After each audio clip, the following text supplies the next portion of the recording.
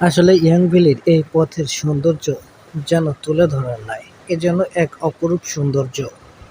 এই সৌন্দর্যের কথা বলতে গিয়ে আমি বারবার হারিয়ে যাচ্ছি।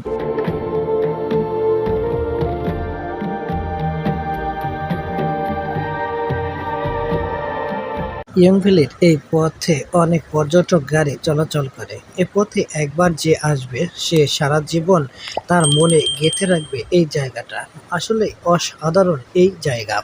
ধন্যবাদ। আমার চ্যানেলটি সাবস্ক্রাইব করার জন্য অনুরোধ রইল সবার প্রতি। ইয়ং ভ্যালিতে যাওয়ার এই পথটি যেন অদ্ভুত। সত্যি, এ যেন দারুণ এক পথ।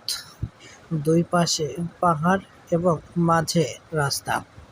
আর চারপাশের সৌন্দর্য যেন সবুজ ঘাসে এবং সবুজ সঞ্চয়তার মাঝে লুকিয়ে আছে।